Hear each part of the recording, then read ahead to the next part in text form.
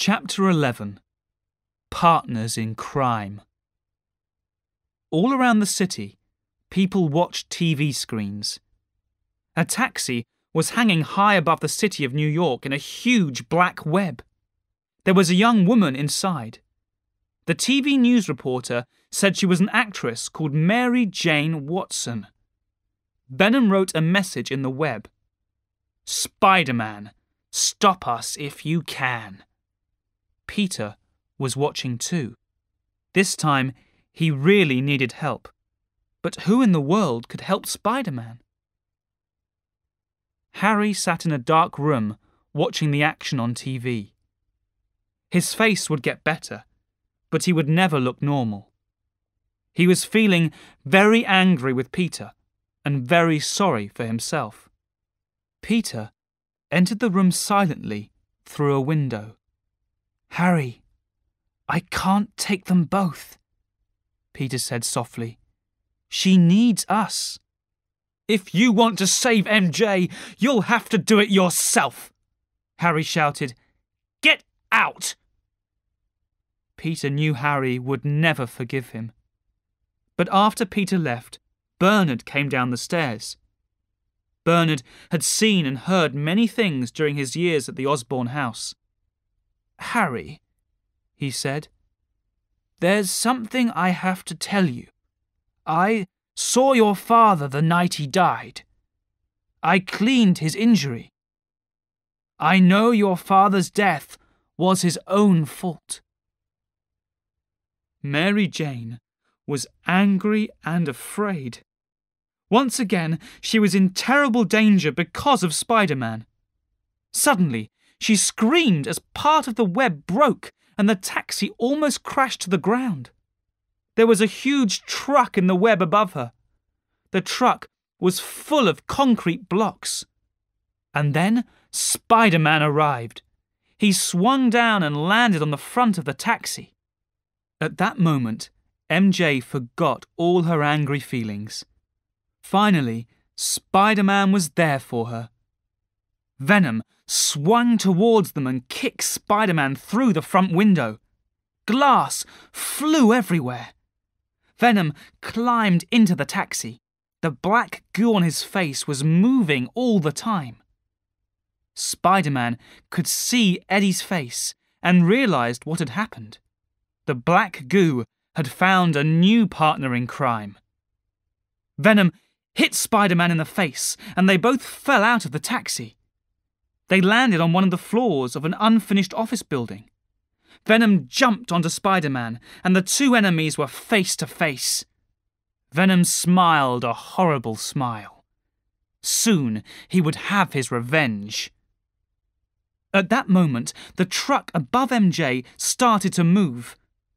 Some of the concrete blocks fell into the taxi. MJ managed to push one of the blocks out of the taxi and down onto Venom below. Spider-Man broke away from his enemy, but Venom shot webbing at Spider-Man. The webbing flew around Spider-Man's neck and tied him to a metal post. Suddenly, the truck above MJ broke away. It hit the taxi as it fell. MJ managed to jump out into Venom's huge web. In the street below, Sandman was ready to join the fight. All the grains of his body came together and a huge mountain of sand raced towards Spider-Man. Was this the end for Spider-Man? Boom! Suddenly, a bomb hit Sandman and blew away his head. Harry had arrived. He flew down to Spider-Man and took his hand. Together, the two old friends flew on the Sky Stick and faced their enemies. Harry shot bombs at Sandman while Spider-Man attacked Venom. But then, Venom knocked Harry and Spider-Man off the Sky Stick. He picked up a metal pipe and pointed it at Spider-Man. One end of the pipe was very sharp. "Don't give in to the suit," Spider-Man shouted at Venom. "It changes you! It makes you bad!" Venom smiled a horrible smile. "I like being bad," he said.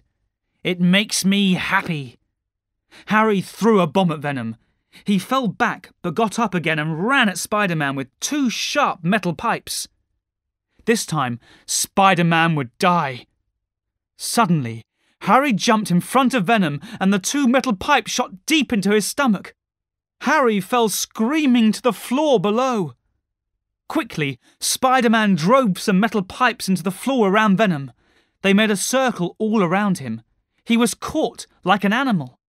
Spider-Man ran round the outside of the circle, hitting each pipe with a piece of metal. Clang! Clang! The sound of metal on metal. The black goo started to move and fall from Venom's body. Spider-Man pulled Eddie out of the goo, but Eddie didn't want to be saved. He jumped back just as Spider-Man threw a bomb at the goo. Boom! There was fire and smoke. Then Eddie Brock and the goo were gone. Suddenly, Flint Marko appeared at Peter's side. He needed to tell Peter about Uncle Ben's death. He explained that his daughter was dying. She was all he had in the world. He needed money, and he was frightened. Uncle Ben had told him, "Put down the gun and go home." He realised now that Uncle Ben was trying to help him. But a moment later, his partner, Dennis Carradine, had run up with the money.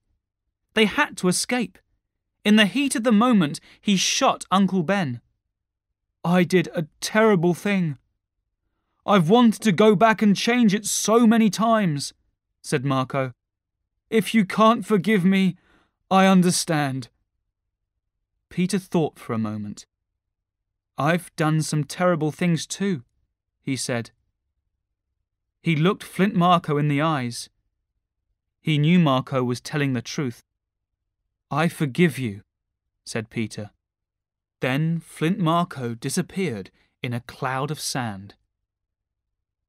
Down on the floor below, MJ sat beside Harry. Peter raced down to join them. Was he already too late? "How are you, Harry?" Peter asked.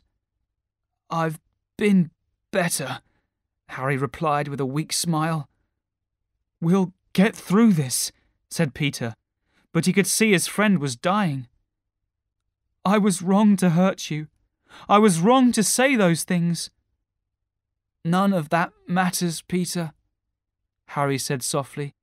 "You're my friend, my best friend."